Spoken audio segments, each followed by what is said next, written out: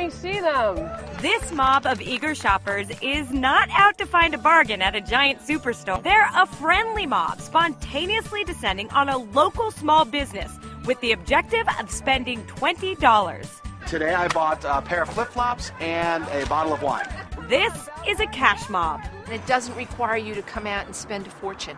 Just you come out, you see what this is like, and you can't help but buy and enjoy. Hey, come on in. Igniting the cash mob movement in Cleveland, Ohio, is a young lawyer named Andrew Samtoy, who has a passion for meeting new people and supporting local small businesses. The slogan on our blog is, we each do a little, we all do a lot.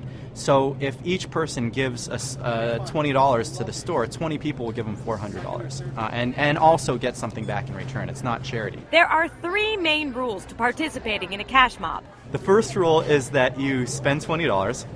The second rule is that you meet 3 new people that you didn't know before, and the third is that you have fun. It all started just a few short months ago in the fall of 2011, when Andrew posted an invitation on his Facebook page to show up in a local Cleveland neighborhood with $20 to spend at a small business.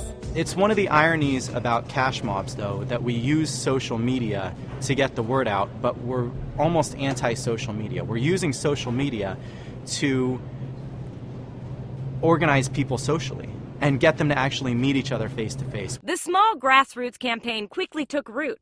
Andrew set up a website instructing people on how to start a cash mob, and similar scenes started playing out all over the country, with local organizers selecting the stores and getting the word out to the community. Carolyn Holtz, the owner of the Variety Mart in Bellport, New York, describes the experience. It was just absolutely amazing. They were hoping for 40 people. We had over 100 people come. There was a line outside the store. There was a line inside the store, people waiting to pay.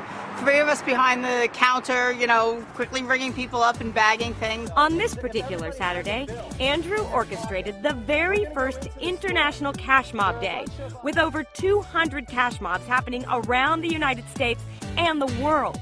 In Cleveland, the mob was happening at a small natural foods grocery store called Nature's Bin. It's a fun, exciting environment, and it's a fun way to shop and also support a local store. And how much did you spend today? Exactly $142 and change. I just looked at the numbers from today, from 2 o'clock when cash mobs started to 3:30, which is an hour and a half. We had over 300 people come through the store, and they spent way more than $20.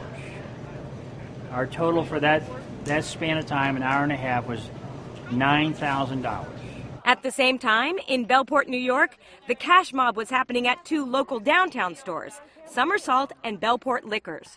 I bought local wine in the local liquor store, so that also supports the community. The method for selecting a small business to be cash mobbed is simple. First off, they need to be locally owned and independently operated. And secondly, they need to give back to their community. And I think the second part is something you can't fake. You can't just say, hey, I'm going to start sponsoring a team, bring a cash mob to my business so I can do this.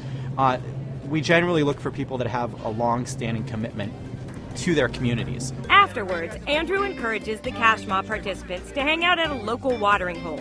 They do their shopping, and then they congregate again just so that they can relax and they can have drinks. There's an old saying that you're not friends with people you're like, you're friends with people that you do things with. With the uncertain economy and a lot of small businesses suffering, a cash mob can give the selected small business a shot in the arm and some much-needed exposure and support, especially when business is slow.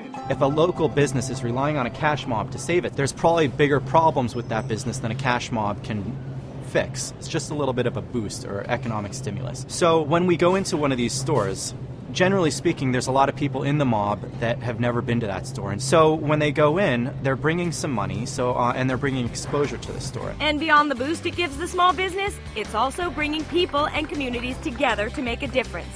$20 at a time. I think the importance of the cash mob concept is really to build community and show people that they have the power to make the difference in their own community. Is it the answer to our economic woes?